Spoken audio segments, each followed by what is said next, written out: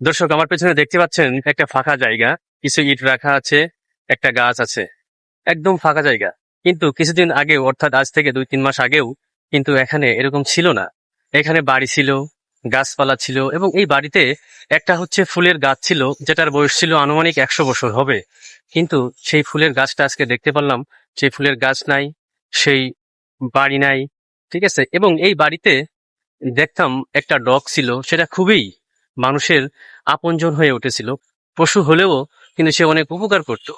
তো এই জায়গাটা এখন দেখতে পাচ্ছি যে ট্রাকে মাটি দিচ্ছে, হ্যাঁ, জায়গাটা লেভেল করতেছে, হয়তো বা কোনো বড় ধরনের একটা প্রজেক্ট হবে, সেটাই বোঝা যাচ্ছে আর কি।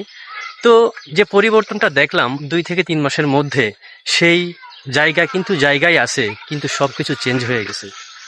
ঠিক আছে, সেই ফুল গাছ নেই, সেই হাজার স্মৃতি মাখা সেই বাড়ি নাই, হ্যাঁ, সেই মাটির বাড়ি নাই, সেই ফুল গাছটা নাই।